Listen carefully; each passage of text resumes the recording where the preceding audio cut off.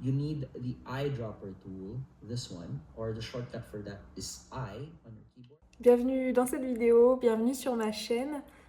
Si vous utilisez Animate, je pense que vous aurez reconnu le tutoriel que je suis en train de regarder. Et oui, pour un de mes devoirs dans mon école d'art à distance, je dois créer mon logo, donc ça je l'avais déjà fait, je m'étais pas mal avancée pour ce devoir-là par rapport à un ancien devoir où on nous le demandait furtivement, mais moi je m'étais vraiment... En fait j'adore créer des logos, donc je m'étais lancée dedans à fond. Et heureusement pour moi, j'avais gardé toutes les traces de mon travail. Du coup, j'ai pu avancer assez rapidement sur ce devoir-là, sauf sur la dernière partie, animer son logo. C'est une partie qui est optionnelle, mais je suis curieuse. J'aime apprendre de nouvelles choses et j'aime apprendre de nouveaux logiciels. Et surtout, je fais déjà un peu de montage vidéo et je m'étais dit que ça allait peut-être être plus simple pour moi du coup d'apprendre à utiliser Animate, sachant que voilà, c'est de l'animation du coup vidéo, hein, il y a une interface qui ressemble un petit peu, je trouve, à ce qu'on peut retrouver dans un logiciel de montage vidéo. Sauf qu'en fait, c'est un mix entre Photoshop et Premiere Pro. Alors c'est deux logiciels que j'utilise pour le coup, mais en fait il y a des choses que j'ai jamais vues. J'ai jamais fait d'animation moi pour le coup, et je me prends la tête. Je trouve que c'est super compliqué. Alors je suis en train de regarder plein de tutos en anglais, en français. Il n'y a pas énormément de tutos en français. Et dans ma formation, on a tout un module sur Procreate.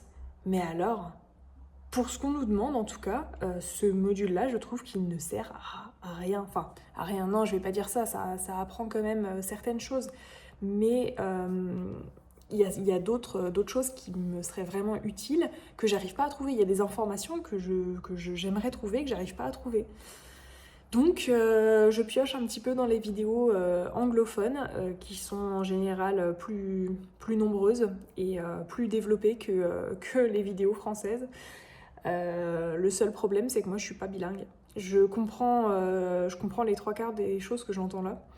Alors là, ça va parce que c'est pas un anglais ou un américain qui parle, mais il parle en anglais, du coup, il parle moins vite.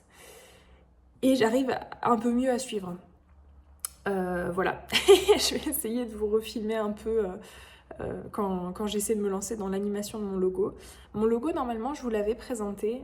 C'était donc le logo de ps.emeline, avec un soleil autour, comme un coucher de soleil. Normalement, je vous l'avais présenté, mais de toute façon, vous allez le revoir dans la suite de la vidéo. Mais voilà, je pense pas que je vais refilmer de sitôt parce que il faut déjà que j'arrive à comprendre comment fonctionne le logiciel, et surtout, en fait, là, je regarde des vidéos qui montrent comment dessiner directement sur le logiciel et animer son dessin. Mais du coup, moi, c'est pas ce qu'il me faut. Moi, en fait, j'ai créé un logo du coup sur Illustrator, et je voudrais reprendre mon fichier. Alors, je suis même pas sûre qu'on puisse faire ça en fait. Je voudrais reprendre mon fichier Illustrator et le mettre sur Procreate pour animer mon logo. J'ai vu une vidéo d'un gars qui animait son logo et il parlait plus d'un fichier PSD, d'un fichier Photoshop.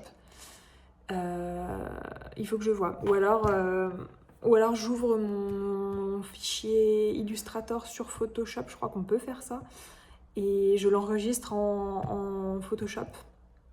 Parce que ce qu'il disait en fait, c'est qu'il fallait avoir différents calques. Pour chaque partie qu'on veut animer, il faut qu'elle soit sur un calque. Et c'est pour ça qu'il me faut mon fichier Illustrator où j'ai justement tous les calques. Dans chaque partie, j'ai un calque différent, enfin ou presque. Donc voilà, ça va être toute une manipulation. Après, je me prends la tête pour une partie de devoir qui est optionnelle et qui, ça se trouve, ne me rapportera pas de points parce que c'est pas compris du coup dans la note finale, dans la grille de notation. Mais je me dis que j'apprends peut-être pas ça pour rien, et dans mon travail, dans mon futur travail, ça pourrait peut-être m'aider. Et même pour YouTube, j'y pensais à ça, pour faire une petite intro ou autre qui serait récurrente dans toutes mes vidéos.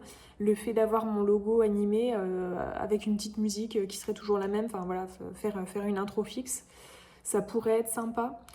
Donc ouais, je pense que je vais me prendre la tête et je vais essayer de comprendre tout ça. Souhaitez-moi bonne chance.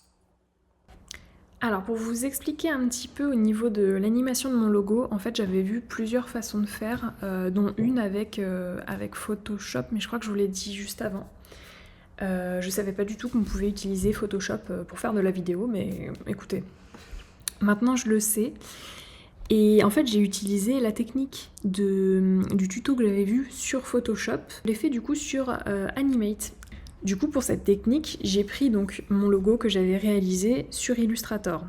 En restant sur Illustrator, j'ai dupliqué ce logo 8 fois, je crois.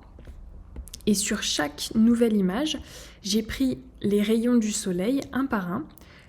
Ce rayon-là, je l'ai incliné à moins 50, celui-ci à plus 50, celui-là moins 50, plus 50, et vice-versa.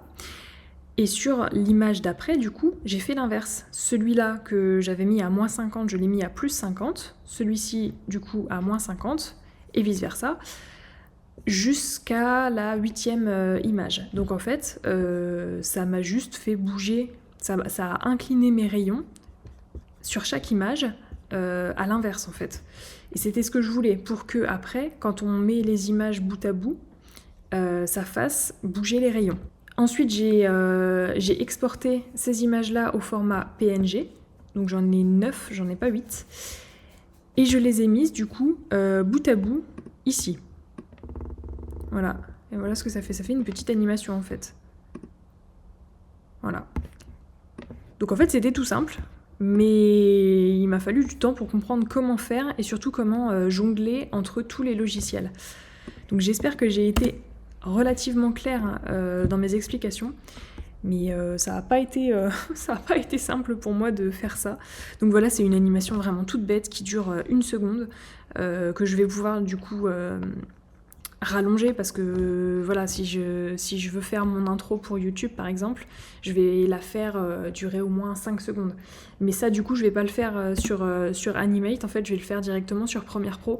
Je vais juste prendre cette animation d'1 seconde et je vais la mettre 5 fois. Voilà. Et après je vais mettre une petite musique sympa, je vais faire des fondus au début, à la fin, autant sur la musique que sur l'image, enfin sur la vidéo.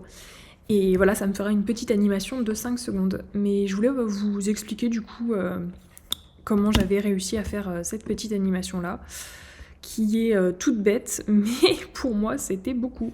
Voilà.